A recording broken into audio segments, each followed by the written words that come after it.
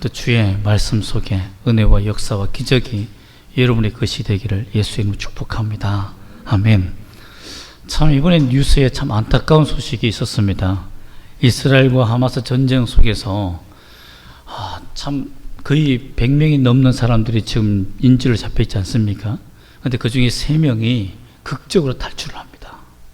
그래서 며칠 동안 정말 굶주리고 어려운 그 길을 통해서 탈출하고 있다가 이스라엘 군인들을 만나니까 너무 좋잖아요. 그래서 흰 깃발을 만들어서 막 흔들면서 살려달라고 막 하는데, 이게 함정인 줄 알고 이스라엘 사람들이 하마스의 함정 공격인 줄 알고는 오인 사격을 해버립니다. 그 교전 규칙이 있는데 확인하고 분명히 이 사람이 아군인지 우리 편인지 인질인지를 확인해야 되는데, 전쟁에 너무 공포스러웠던 그 군인들도 확인하지 않고 절차를 무시하고 방아쇠를 당기는 바람에 기적같이 탈출했던 3사람이 그 현장에서 다 죽고 맙니다. 참 이 부분을 보면서 인간이 인질을 구출하기 위해서, 이 전쟁을 끝내기 위해서 참 노력하지만 불완전한 구원이구나. 참 그들의 구출 작전은 인간은 아무리 노력한다 해도 그 계획이 완벽하다 한다 할지라도 불완전하구나. 그러나 우리 완전한 구원을 이루시는 분은 예수님밖에 없구나. 어떤 죄인도, 어떤 상황에 있는 사람들도 정확하게 구출하고 그 인생에서 건지시는 분이 예수님밖에 없구나 라는 생각을 했습니다. 그 주님의 기적 같은 손길이, 완전하신 구원의 손길이 오늘 말씀 중에 여러분을 구원하시는 은혜로 나타나기를 예수 이름으로 축복합니다. 아멘. 오늘 보면 과부의 아들이 죽음에서 다시 살아나는 놀라운 기적 같은 일이 일어납니다. 왜 예수님은 과부의 아들을 다시 살렸을까요? 과부와 친한 사이입니까? 어떤 많은 역사가들처럼 예수님이 메시아로 등장하기 위해서, 참 그 야망을 꿈꾸기 위해서 정치적 야욕을 품고 죽은 자를 한번 살려서 내가 멋있게 한번 등판해 볼까? 이런 꿈을 꾸었던 야욕에 사무친 메시아였을까요? 사람이었을까요? 그래서 기적을 행했을까요? 과연 어떻게 하나님께서는 이 사람에게 은혜와 기적을 베풀 수 있었을까요? 여러분, 예수님이 나인이라는 성으로 들어갑니다. 제자와 많은 사람들이 함께 동행하는 일이 생겼습니다. 그 이유는 뭐냐면 백부장의 종을 살리는 기적을 그 전에 행합니다. 물론 기적에는요, 여러 가지 순수와 역사적 시간이 달라서 그 순수를 정할 수는, 정확하게 밝힐 수는 없지만, 이 사건 전에는 백부장의 종이 백부장의 믿음으로 살아나는 기적을 경험합니다. 그 소문 때문에 사람들이 병으로 죽어가고 있는 종이 살았다는 그 말 때문에 사람들이 막 예수님에 대한 그 열망, 메시아가 아닌가라는 열망이 더 강해져요. 그래서 예수 팬덤이 생긴 겁니다. 엄청나게 팬덤이 이루어진 거예요. 그 놀라운 많은 사람들이 이제는 예수 지나가면 예수, 아이들까지 예수, 난리가 난 거죠. 어떻게 보면 오늘날 보면 예수님한테 팬 사인회도 해달라고 할 정도로 엄청나게 많았을 겁니다. 그렇게 예수님이 많은 사람들을 몰고 다니는 그런 상황 속에서 예수님이 나인이라는 성으로 들어가겠다는 겁니다. 그런데 이 나인이라는 성 전체에 큰 슬픔의 소식이 있었습니다. 그 소식이 뭐냐면 과부의 독자가 죽었다는 것입니다. 이 나인성에 이 청년이 죽음으로 말미암아서, 원래 이스라엘 백성들은 사람이 죽으면 우리처럼 3, 4일, 5일장 하지 않습니다. 워낙 날씨가 뜨겁고 그렇기 때문에 기온차가 심해서 시체의 부패가 금방 일어나기 때문에 하루가 지나서 바로 장례를 치릅니다. 그렇기 때문에 죽은 자를 떠나보내는 이 시간이 너무 짧기 때문에 그렇게 고통스러워하는 거예요. 너무 아파하는 겁니다. 여러분, 과부의 아들의 죽음이 왜 나인성에 큰 슬픔이 되었겠습니까? 첫 번째로 과부의 아들이 죽었다는 그 의미는 무엇입니까? 이것은 과부의 아들이라는 것은 아버지가 일찍 여의었다는 거죠. 돌아가셨다는 겁니다. 즉 어머니가 혼자서 이 아이들을 먹여 살렸어야 된다는 거죠. 그런데 청년이라는 말은 뭐냐면 아버지 대신에 어머니를 먹여 살리기 위해서 정말 밤낮으로 수고하며 자기 집을 살리기 위해서 애썼다는 거죠. 과부에게는 사회적으로 직업을 주지 않습니다. 멀쩡한 직업이 없어요. 그렇기 때문에 과부들이 전부 다 매춘이나 자기 몸을 파는 길로 다 잘못된 길로 갑니다. 아니면 도둑질이나 여러 가지 사기에 이용되기도 합니다. 그런데 이 아들이 그곳에 어머니가 빠지지 않고 정말 온전히 어머니가 살기 위해서, 우리 가정이 명예를 지키고 살기 위해서 아들이 밤낮으로 애쓴 거예요. 수고한 겁니다. 그래서 많은 학자들은 이 청년이 먹고 사는 것을 해결하기 위해서 몸부림치다가 과로사로 죽지 않았는가라고 이렇게 판단합니다.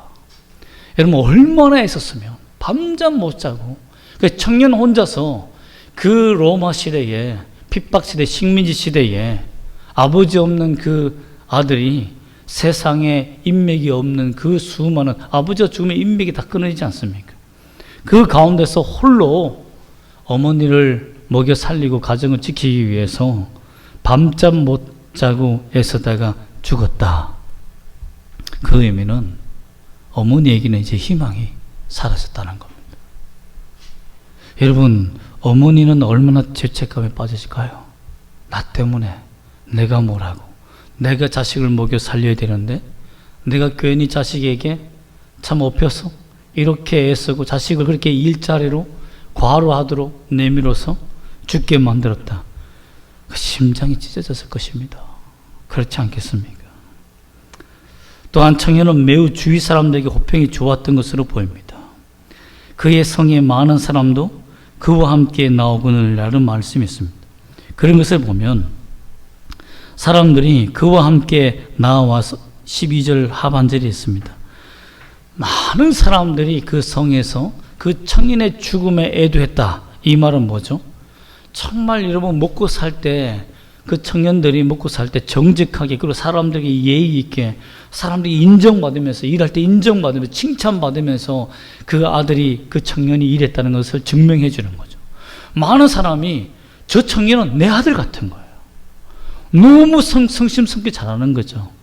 뭐 옛날에 영화에 뭐 홍반장처럼 주변에 있는 모든 사람 일 다 참견해주고, 다 고쳐주고, 해결해주고, 이 아이를 보면, 이 청년을 보면 자기 아이들도 좋아할 뿐만 아니라 뭐 할머니, 할아버지, 모든 사람들이 좋아하는 거예요. 근데 이 청년이 죽었다는 소식에 얼마나 가슴이 찢어졌는지 온 성에 있는 사람들이 다 일어나서 이 청년의 죽음에 고통하며 애통하며 슬퍼했다는 것입니다. 그러니 이 아이는 부모에게는 큰 자랑이었어요. 돈을 벌어주는 것뿐만 아니라 아버지가 돌아가시고 명예를 다 잃어버렸던 그들에게 돈뿐만 아니라 정말 명예까지도 찾아주는 아주 귀하고 착하고 선한 아들이었다라는 것입니다. 이와 같은 아들과 자녀들이 있다면 부모로서 얼마나 기뻤겠습니까? 과부여도요, 사람들이 칭찬하니까, 자기 자식을 칭찬하니까 어깨가 막 이리 올라가지 않겠습니까? 여러분, 그렇지 않겠어요? 여러분, 오늘날 뭐 아들이나 자녀 중에 딸 중에 공부를 너무 잘해서 뭐 S대 뭐 스카이 갔다 이러면 갑자기 먹기가 막 힘이 확 들어갑니다. 그렇지 않습니까? 막 이렇게 힘이 확 들어가요. 그렇습니다. 자녀가 잘 됐다, 자녀가 결혼을 잘했다면요, 갑자기 막 우리 딸이 말이야 어디에 결혼했는데 이러면서 뭐 의사, 뭐 사자 돌림 이러면 뭐 힘이 확 들어가죠. 그렇게 인정받고 많은 사람들이 인정받기 때문에 이 청년에게는 결혼할 여인이 있었을지도 모릅니다. 성경에 기록되지 않지만 어떻게 보면 이 아이의 소문이 너무 좋아서, 야, 저 청년을 내 사위로 삼았으면 좋겠다 라는 사람들도 있었을 것입니다. 그런데 죽었다라는 겁니다. 어떻게 보면 어머니에게는 인생 전체를 잃어버렸다라는 것이죠. 여러분에게도 사랑하는 자녀나 또는 남편이나 또 배우자나 또는 여러 가지 부모나 일찍 정말 생각지도 못하게 잃어버린 분들도 계실 겁니다. 그때 그 마음이 어떻습니까? 막 심장이 찢어지는 듯한 고통이 찾아오지 않습니까? 그때 찾아오는 생각이 뭡니까? 그런데 아들까지 잃어버렸으니까, 남편도 죽었는데 아들도 죽었으니까 어떤 생각이 들겠습니까? 내 죄 때문인가? 내 죄 때문인가? 내가 뭐 잘못해서 그런가? 이 죄책감에 깊이 사무쳤을 것입니다. 정말 이 아들 대신에 나를 데려가시지 왜 하나님은 남아있는 이 아들까지 데려가시는가 하며 원망하며 울었을 것입니다. 성에 있는 많은 사람들이 나와서 울었다. 이것은요, 고통했다. 이 말은 하나님 너무하지 않습니까? 이 청년의 죽음을 보세요 하며 하나님 앞에 기도하는 겁니다. 어떻게 보면 하나님께 데모하는 거, 시위하는 것 똑같아요. 많은 사람들이 전부 다 통곡하는 거예요. 성이 막 울음바다가 된 겁니다. 이런 슬픔과 성 전체가 고통스러울 때에 예수님은 이 청년을 왜 그리고 어떻게 살리셨는가라는 것입니다. 우리 예수님은 참 자비로우신 분이세요. 11절 말씀 보면 예수님께서 어디로 찾아가십니까? 나인성으로 고의적으로 계획적으로 들어가십니다. 죽음의 소식이 들려있는 거고, 그전에는 막 죽어가는 종이 살았다는 그 기적의 기쁨으로 막 축제 같은 그 분위기였는데, 막 결혼식 같은 그 분위기에서 장례식장을 찾아가는 거예요. 여러분, 참 그 마음이 변화된 게 굉장히 어렵습니다. 목회자도요, 넥타이를 2개 준비합니다. 제가 부목 살 때 바쁠 때도 2개를 준비했는데, 빨리 결혼식장 갔다가 그다음에 오후에는 장례식장 가야 되는 거예요. 실수로 넥타이를 바꾸기면 이제 큰일 나는 거죠. 그만큼, 근데 감정의 변화가 여기서 너무 기뻤는데 이 기쁨의 감정을 가지고 있다가 슬퍼한다는 것이 얼마나 힘들겠습니까? 예수님도 구원의 기쁨, 이 땅에 이스라엘만에 이만한 믿음을 본 적 없다며 칭찬하며 그 구원의 그 은혜를 누리고 있었는데, 갑자기 하나님을 원망하며 시위하는 이 장래의 이 앞을 본다면 얼마나 고통스럽겠습니까? 그러나 죽음의 소식이 있는 그곳에 주님이 찾아가 주셨다는 것입니다. 이게 기적입니다.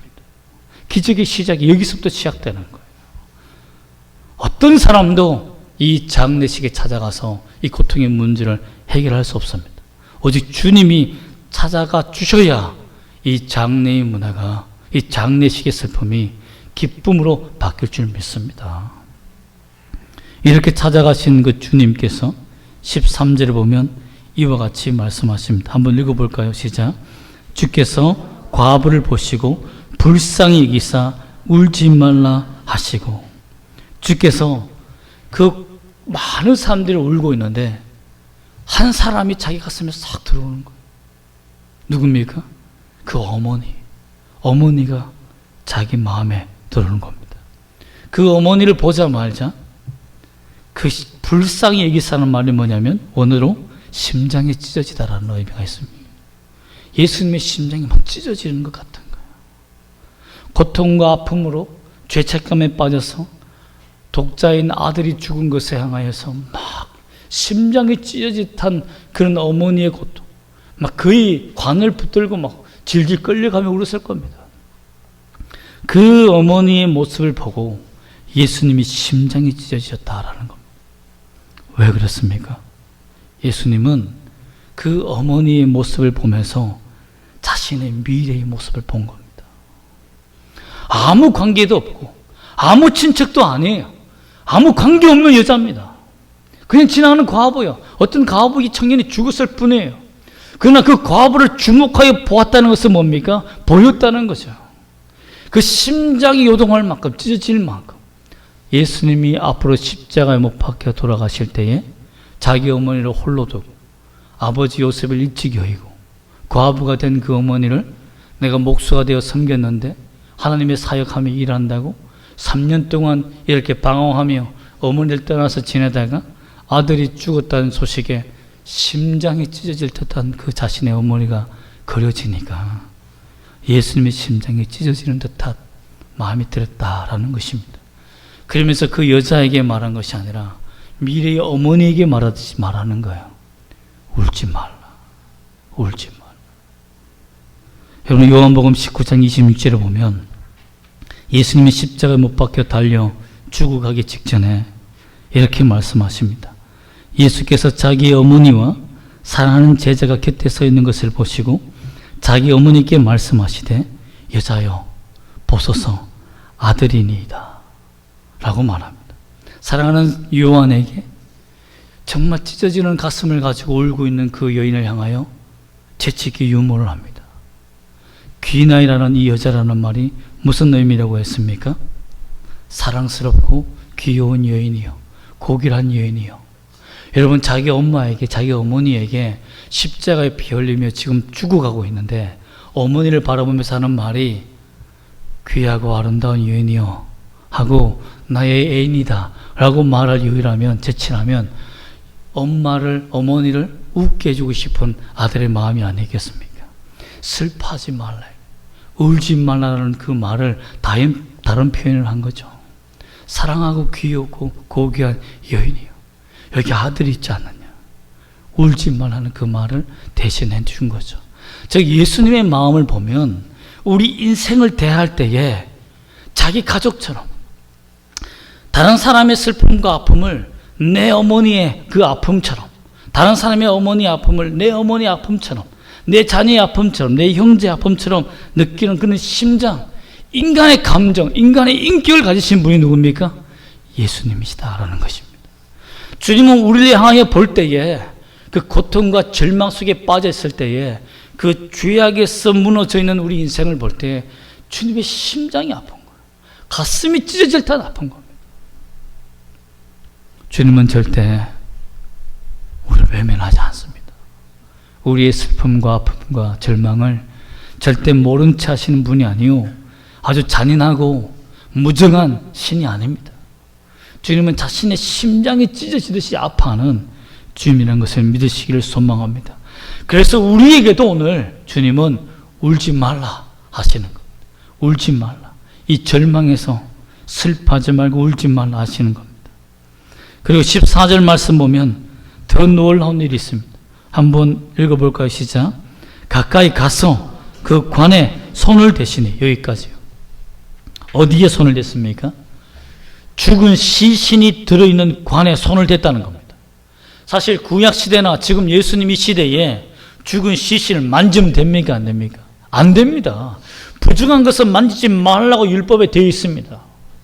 그 부정한 것을 만지면 다른 사람을 못 만져요. 왜? 만지는 순간 그 사람도 부정하게 됩니다. 그 예수님이 다른 사람을 치유한다고 그 관을 만진 다음에 또 다른 사람을 만지면 어떻게 됩니까? 그 사람이 부정하여 하나님 앞에 죄를 받는 거예요.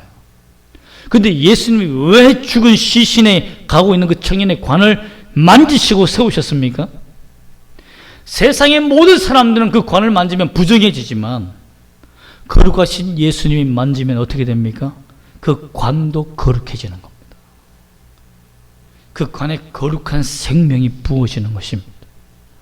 여러분, 예수님이 우리의 인생, 죽은 우리의 인생, 살릴 수 없는, 더 이상은 인공호흡도 통하지 심폐소생술도 통하지 아니하는 그런 죽은 우리 인생에게도 주님께서 만지면 산다라는 것입니다.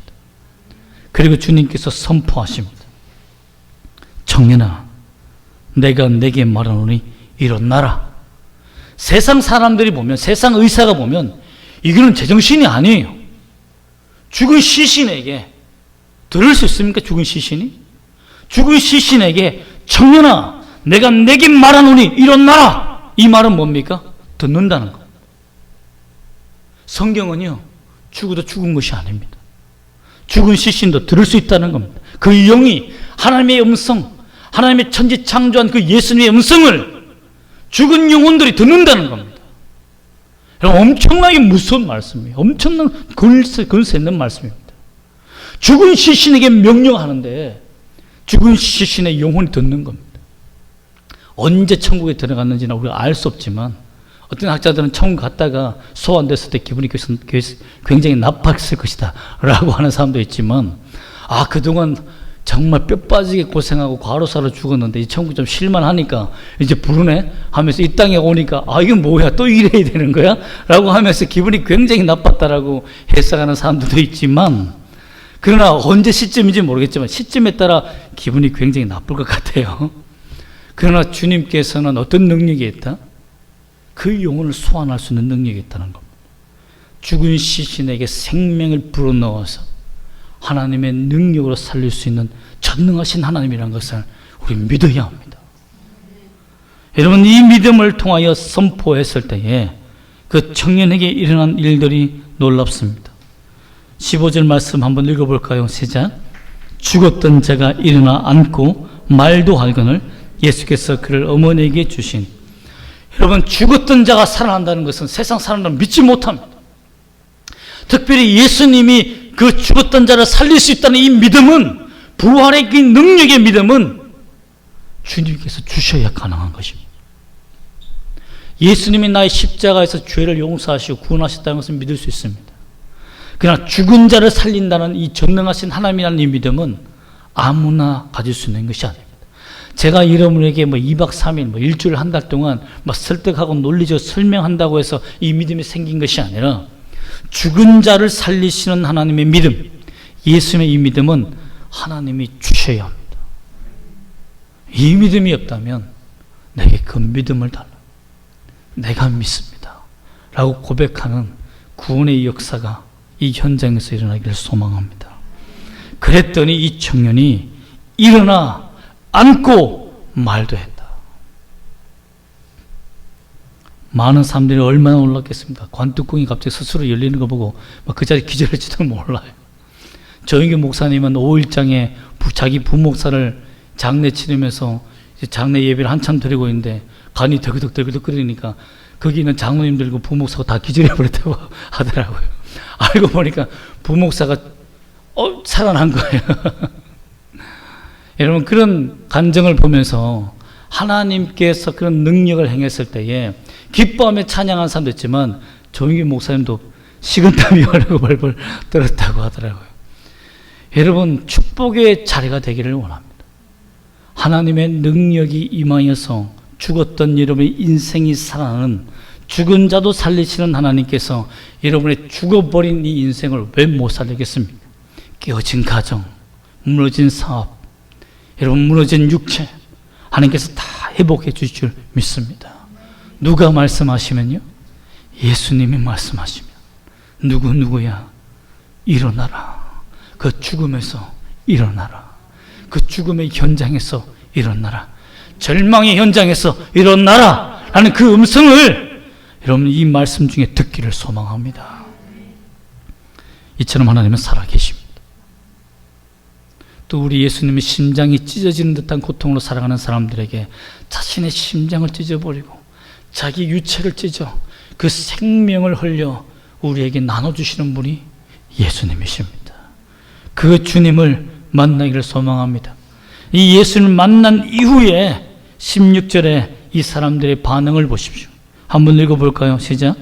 모든 사람이 두려워하며 하나님께 영광을 돌려 이르되 큰 선자가 우리 가운데 일어나셨다 하고 또 하나님께서 자기 백성을 돌보셨다 하더라. 과거 구약에 예언된 메시아가 여기에 있구나 라는 것을 믿게 되었다는 것입니다.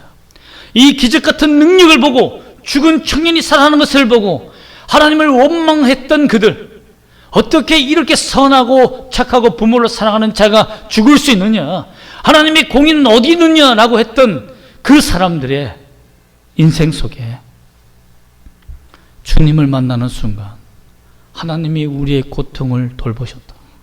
우리 백성들을 돌보셨다. 자기 백성의 고통과 아픔을 돌보셨다 하며 기뻐하며 찬송하는 예배의 장소가 되었다는 것입니다. 장례식장이 멈춰 세워주고 그 현장이 예배의 장소, 찬송의 장소가 되었다는 거예요. 수많은 성읍의 사람들이 장성곡으로 가득했던, 정말 슬픔으로 가득했던 그 장소가 이제는 그 현장에서 손을 들고 찬양하며 전능하신 하나님을 만났다며 기뻐하며 하나님이 이곳에 임했다는 그 기쁨으로 충만한 현장이 되었다는 것입니다. 여러분의 가정과 교회와 직장과 사업장이 이런 주님의 임재하심을 말미암아 죽은 자가 살아나는 그 경험, 그와 같은 경험으로 하나님을 예배하는 현장이 되기를 원합니다.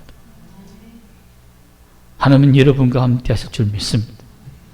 또한 18절 말씀을 보면 어떤 일이 일어납니까? 감옥에 갇혀있는 세례 요한이 있습니다.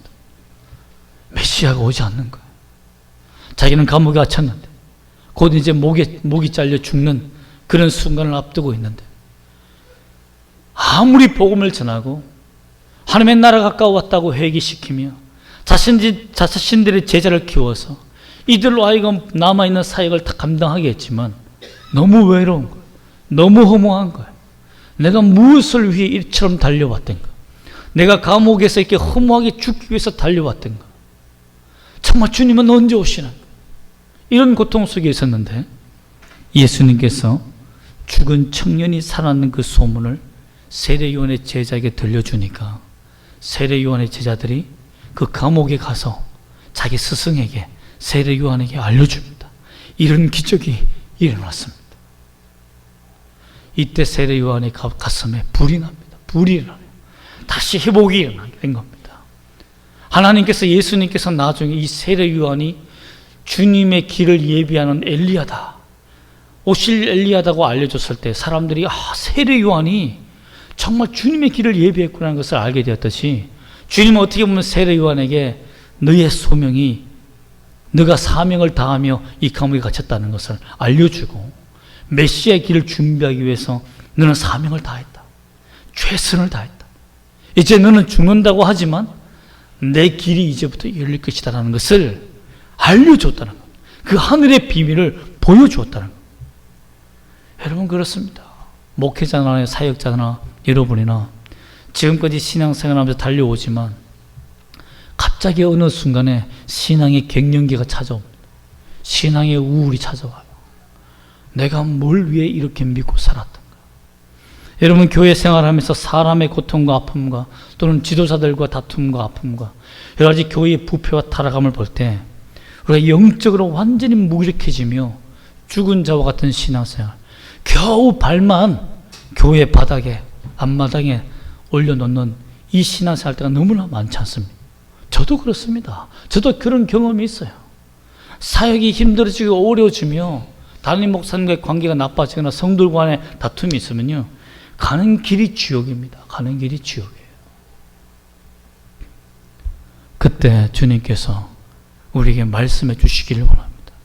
네가 이 길까지, 지금까지 나를 위해서 달려왔다. 네가 믿음을 지켜왔고 너의 기도를 통해 하나님의 나라가 확장되어 왔다라는 이 음성을 듣기를 원합니다. 절대 우리를 버리지 않습니다. 지켜주십니다. 주님을 만나시어 여러분의 인생이 바뀌기를 원합니다. 또한 이 청년을 생각해 보았을 때 너무 행복하더라고요. 이 청년이 일어났을 때 여러분, 이 청년을 고용했던 사장은 얼마나 기뻤을까요?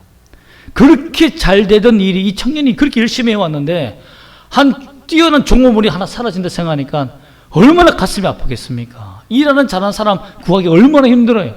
그런데 다시 이 고용주는 너무 기뻤을 겁니다. 이야, 이렇게 열심히 하는 청년이 다시 왔다니. 직장도 다시 얻게 됐고요. 또 사랑하는 여인은 얼마나 여러분 기뻤을까요? 그렇게 자기가 사랑하고 첫사랑을 짝사랑했던 사람들도 다 기뻐했을지도 모릅니다. 이제 나에게도 기회가 생겼다 라는 그런 기쁨이 있었을 거예요.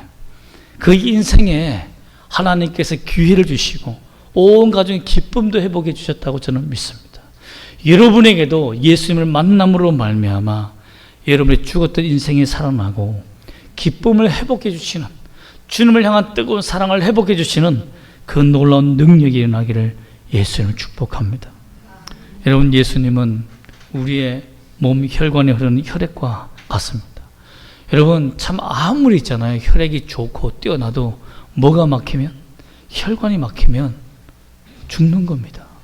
이번에도 제가 아는 목사님이 심장 판막에 문제가 생겼는데 이 혈관이 좁아져서 그 피가 좀 약간의 혈에 혈전이 생겼는데 그게 딱 막힘으로 말미암아서 좁아진 혈관을 막으면 말미암아 참 뇌경색이 오셨거든요.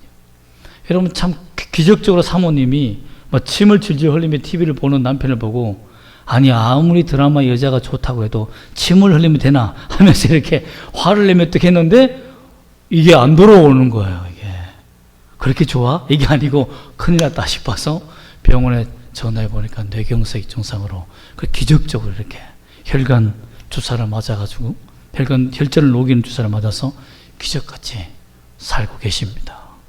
여러분, 이 영상을 보면서 우리가 온몸의 혈액이 잘 흐른다는 거 너무너무 중요하다는 걸 깨달았어요. 그게 뭐가 우리의 인생에 예수의 혈액이 막히게 합니까? 죄입니다. 죄. 정말 탁 막히게 만드는 거예요. 믿음의 관을 좁아지게 만드는 거예요. 내 욕망과 내 좌절과 내 낙심과 내 절망들, 주님을 바라보지 못하게 하는 이 장례식장 같은 나의 인생, 이 인생이 내 모든 삶을 막아버리는 겁니다. 여러분, 그 모든 절망의 혈관을 뚫고 다시 하나님의 혈액이 흐르는 그 예수의 능력이 여러분의 삶의 길을 소망합니다. 주님을 만나야 됩니다. 예수님을 만나야 됩니다. 주님, 나를 만나 달라고 기도하신 여러분들의 시를 소망합니다. 인생의 성업, 우리 인생의 성업은 고통과 아픔뿐입니다. 그럼 우리가 주님을 만나기 위한 방법은 무엇입니까? 우리 인생의 관, 죽음의 관을 주님 앞에 세워야 됩니다. 나의 절망이 담겨있는 그 종합체, 그 관, 내가 희망하고 소망하고 간절히 바랬던 그 모든 것이 죽은 그 관을 예수님 앞에 놓아야 합니다. 예수님 앞에 서게 해야 돼요. 예수님이 그 관을 만져야 거룩해지며 그 생명의 기적이 일어날 줄 믿습니다. 여러분, 사람을 의지하지 마십시오. 지금 현재 여러분이 누리고 있는 재능과 기술과 물질을 의지하지 마십시오. 그것이 주님을 못 만나게 만드는 죄의 가로막이 될 수 있습니다. 그럼 끝나는 거 아니겠습니까? 내 모든 것을 주님 앞에 내어놓고 주님이 나와 함께 하시길 믿기를 소망합니다. 또한 주님의 인격을 바라보고 믿어야 됩니다. 주님의 인격을 오해하면 안 됩니다, 여러분. 주님은 우리와 아무런 관계없는 신이 아닙니다. 자신의 가슴이 찢어지듯이 아파하고 눈물 흘리는 분이 누굽니까? 예수님이십니다. 나의 아픔과 나의 상처와 나의 고통을 주님은 옆에서 보고 계시며 아파하시며 고통스러워하시며 손을 내밀어 살려달라는 그 자녀를 반드시 손잡아주고 일으켜 주시는 분이 누굽니까? 예수님이시라는 것을 믿어야 합니다. 내 모든 죄를 다 용서해 주시는 예수님, 내 삶의 고통을 다 해결해 주시는 예수님을 만나야 하는 것입니다. 참 이런 말씀이 우리에게 있음에도 불구하고 우리의 현재의 죄악의 환경과 상황은 사탄의 목소리에 집중하게 만듭니다. 하나님이 너에게 이런 절망을 준 것을 보면 너를 사랑하시는 분이 아니에요. 왜 너를 사랑하겠니? 사랑할 사람들이 이렇게 많은데 꼭 왜 너만 사랑해야 돼? 저렇게 헌신하고 희생한 사람들이 많은데 너가 뭐가 소중해서, 너가 뭐가 필요해서, 하나님 나라에 너와 같은 사람이 왜 필요하니? 이렇게 속삭여요. 근데 주님은 하나님 나라에 필요해서 우리를 부르는 게 아닙니다. 여러분, 자식이 필요해서 키웁니까? 저거 키워가지고 잡아먹어야겠다 이런 부모가 있습니까?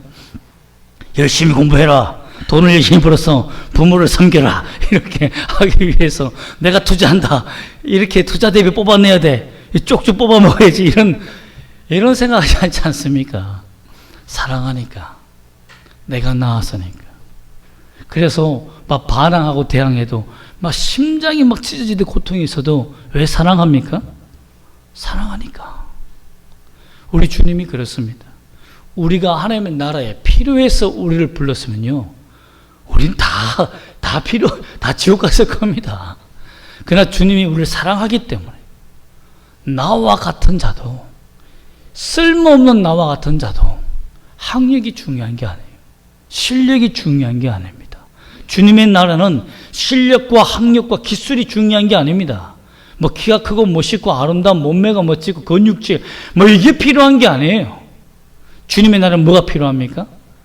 주님의 사랑을 받을 수 있는 대상이 필요한 겁니다. 내가 주님의 사랑을 받을 준비가 되어 있습니다. 여러분, 이 나라에 이 예수님의 마음을 경험하시기를 소망합니다. 기도하겠습니다.